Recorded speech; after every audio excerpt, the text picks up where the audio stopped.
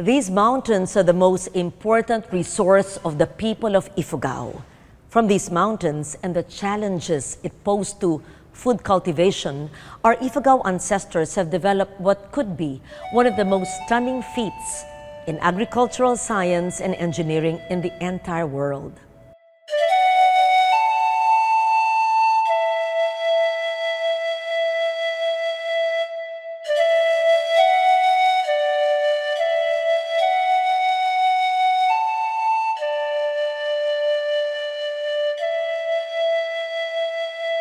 These mountains and valleys, even the river systems that flow into it, are the wellsprings of the Ifugao epic known as the Hudhud.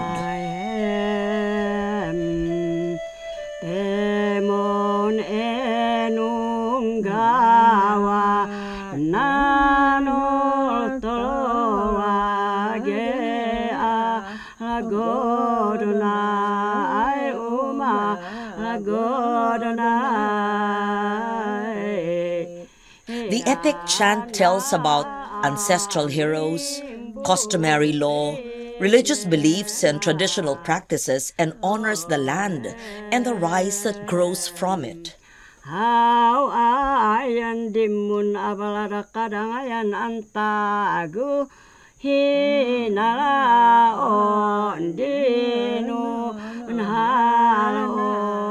Inadal nan hudhud iapu ya hidin umang ongala wadada boy udum an manang umunateda kasinsin utu hingyon hidien ang diday nangola kimarud wani ama idanan udum ma idanan ate nan iba yanan udum an aambod talagan haon nan imun tutudu nun imun wada enan mahudhudan ya haon di ayagan dat ya munhudu haon di emun hau oh ya oh hina ka amatalau oh wanimpi bono unga nandola dadabu yubu yono ya panadaya wana inanan Indo mula dadayo, Indo mula wadanay. Ay kukuan ang talaw, yakay padung na'y banita, ampun uwoy da batu. Oh, nung bata ako, natutunan ko yung hudhud sa mga matatanda na apo namin. At nagbibigay sila ng istorya tungkol sa hudhud na itong kanta. Yun yung natutunan ko ng dalaga na ako at ako ay matanda na ngayon. In mind, okay, salamat kay Lola. Kaya advance na nag-istorya sa akin yung tungkol sa hudhud. Mangin inundat na hanglitan ang pinabahih na daulan di baleda alaunday higayaw na des yadewon himang lilin batang na madom madom boy argona adargona namebuki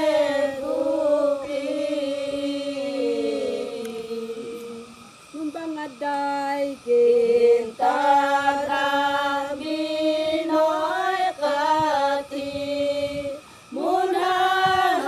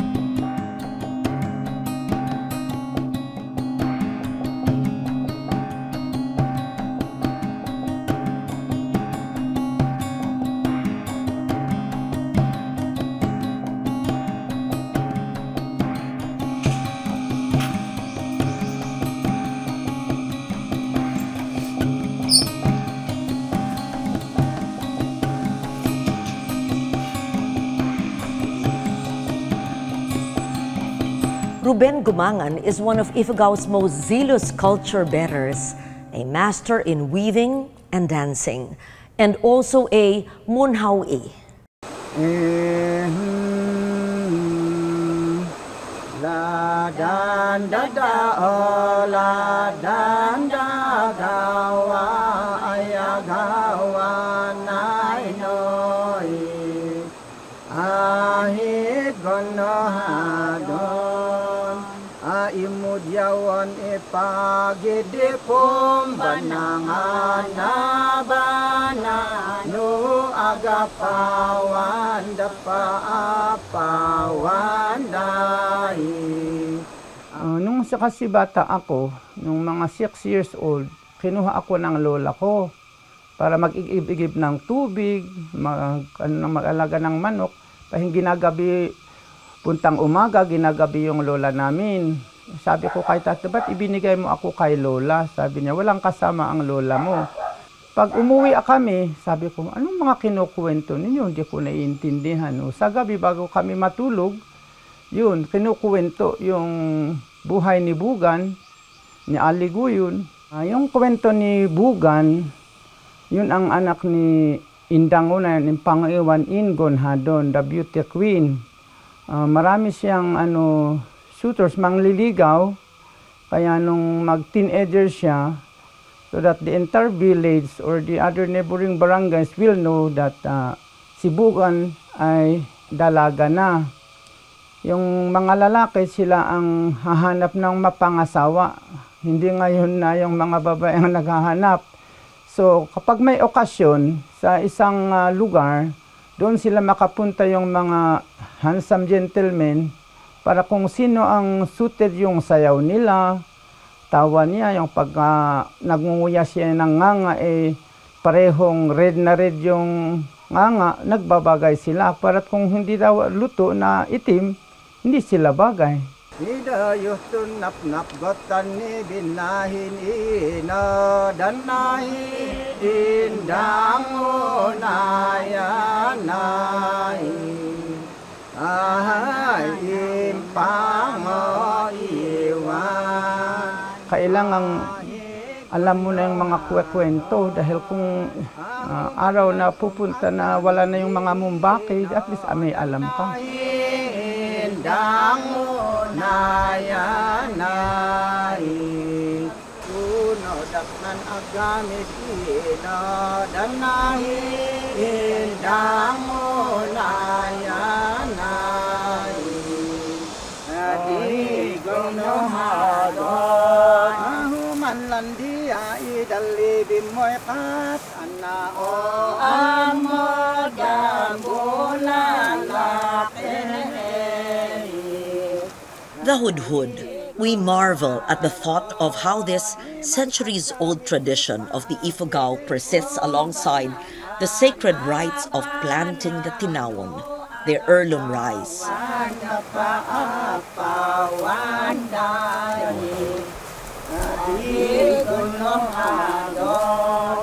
Kaya gudlan ayongan ipagidipong banangan or fermenting the baya, the Ifugao rice wine.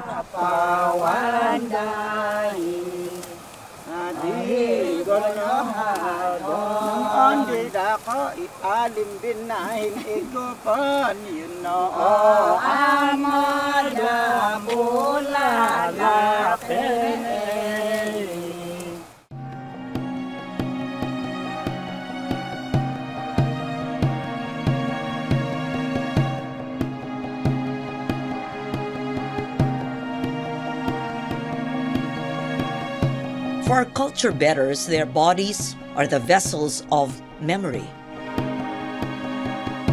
But these bodies can only hold so much, and they will soon wither, along with everything that linked it with the ancient past.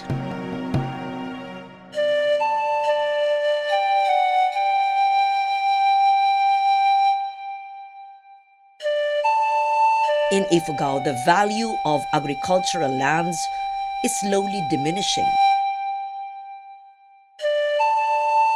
some of the landowners have migrated in search of better livelihood opportunities. Some of the ancient practices of planting and harvesting have also been altered by climate change, thereby significantly reducing the yield of these lands. If you can see that portion, those are originally part of this rice field. But due to erosion, unti-unting lumiliit itong rice field. And it was again planted with trees, kaya ito na ang nangyari sa mga rice fields. Presently, we are promoting going back to revive yung mga itatanim na going back to the heirloom rice. We have find difficult to convince those who have already abandoned the native rice or the heirloom rice, and they shifted to inbred rice, and it's a challenge convincing them back. Hopefully, we will be able to convince them to return to the heirloom rice. Also, we are planning to revive these other abandoned rices, because there are other rice terraces where it could be recultivated because there is water. The only problem is that we need, it's very labor intensive, so we need funds to revive these rice fields. This rice field now cost more to revive it, because aside from the labor that to prepare, to clean, ang problema is yung tubig niya. So we have to, one challenge is how to irrigate these rice fields, because we have already experienced really changes in the climate now, because mas maaga na yung drought.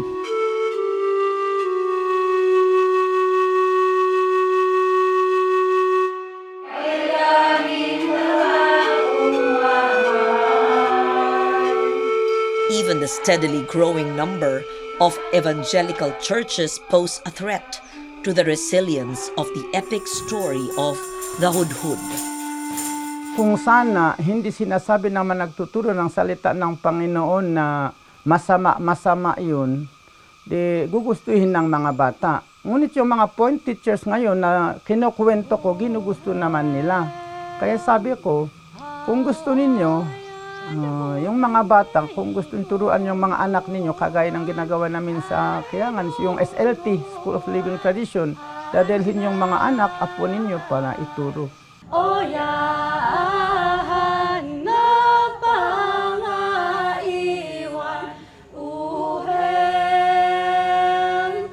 To the contemporary Ifugao, this long narrative of the star-crossed lovers Aliguyon and Bugan have come to symbolize the spirit of peace and bounty that can emerge when warring communities find the means to make peace and to live in harmony with one another.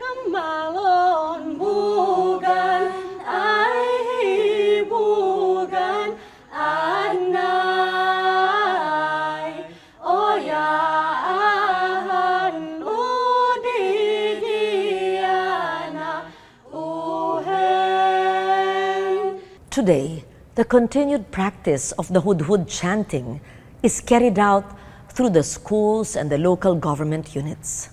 Ohem panatalan kadakalanaya agapawandayanan wangawangda adama kawaya anpeman moy aliguyun. It was like a reading lesson, because I have to train them how to pronounce it in a traditional manner. But we are Ifugao, so madali naman na they pronounce it in a traditional manner. Makawayan. Makawayan. Makawayan. Makawayan. Oh. Adama kawayan. Oh, kat andago si dit, hindi ng beauty na. Aga hindi. Makawayan. Memorization po, kasi yung words is parang deep po na Ifugao yung pinagkuhaan nila. Tapos yung paano i-pronounce yung mga kung ikakanta. Yun po yung para sa akin yun yung mahirap. Sa akin po yung pinakamahirap po sa pag-lead ng hudhud is yung minememorize din po kasi medyo po yung mga words hindi po masyado naiintindihan. Memorizing din po yung pagbanggit ng mga letra kasi sometimes wrong yung pagbanggit. To preserve it, we must have to practice it alive.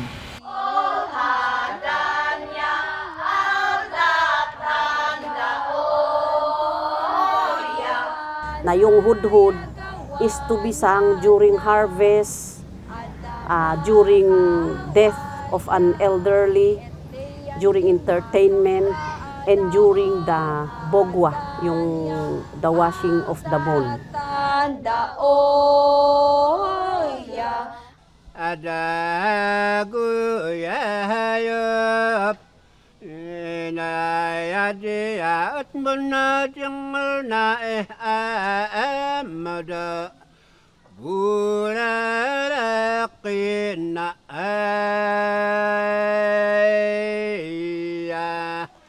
Inat unun ada na hudhud. Ya dati nan lolo ya makahudhud. So inilaong ko ng tatay. So ng tatay basta nalpas amin langan inayaga na umbun ami istorya o na. Istorya titoy aton di hudhud. So ilugi na nan lugin di hudhud. So dong lo mabalimbet an ato. So mabigat istorya na inamis pa yo. Kung mabalin sabit ang amay mga yaw on sina ay mga yaw So ati di nagibuhay ohan istorya di do ang transfer lago oha. So nga dakol di istorya di di wada na oy. Iya di nande na nila mamun hudod so idi pa an ungaha wada ng 17 years old, wada minatayan, nanedan old ang lalakay, binababakit. Hindi yun talaga na wada ng dihul ang dulitsu ang tlinay. Hiparpas ng hudhud. So, ati-ati di. So, haoy di mga lidi hudhud. Majalan hinalaon dianon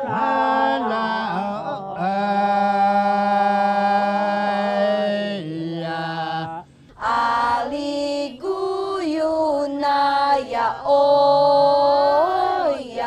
adaman kawayan nema. It's about love, courtship, and marriage po na si Bugan is kinort down po ni Aliguyon. Tapos, yung fiesta daw po is, pumunta si Aliguyon at kinuha na yung, parang yung ganito ni Bugan, yung atake po, Ifugao. At parang doon po is, nagkaroon sila ng affections or ganun. Tas, or nagsimula yung courtship nila. Basta yung Aliguyon po and Bugan. Their lolos and lolas were very, very happy. Whenever there is, we are going to perform the hudhud, they will all come. And they feel very happy because they are seeing their kids chanting the hudhud.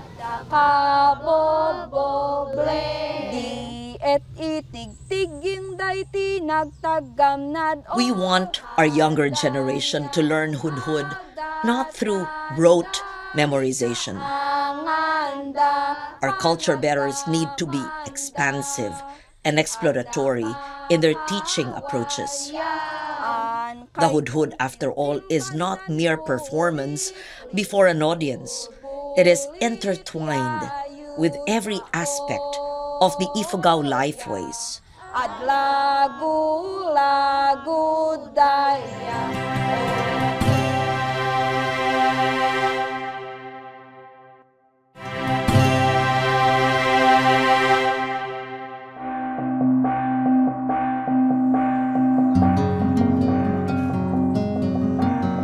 Every year, the local government of Hingyon initiates the Hudhud Festival.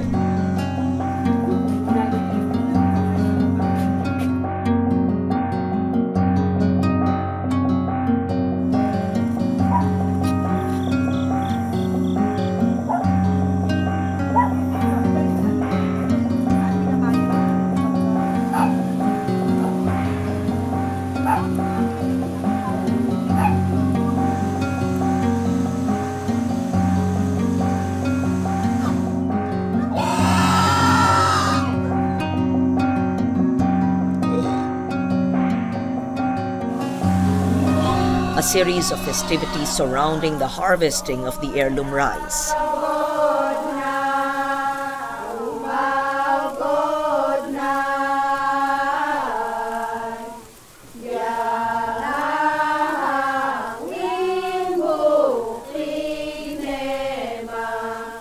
Tradition dictates that women assume the lead role in most stages of rice production. From the sowing of the seeds during planting season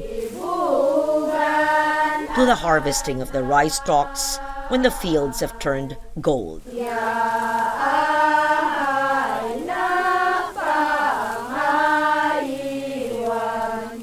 The chanting of the hudhud grants grace and gaiety and fills the morning air like a subtle but sacred reminder from the gods that they are a people nourished by the land and the mountains, and they are being nudged to nourish it back.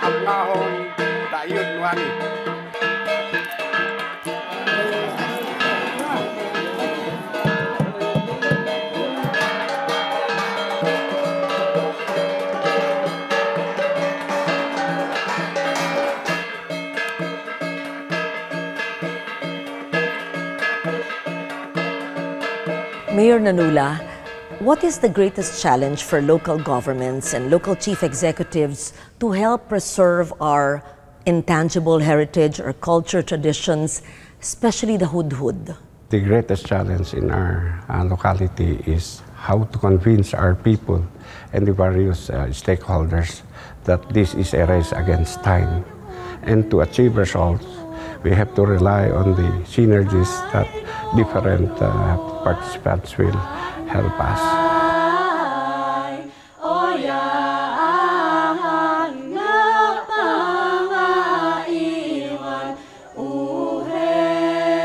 Our hope is that the indigenous knowledge governing the agricultural systems of the Ifugaos will be resilient in the face of modernity and climate change.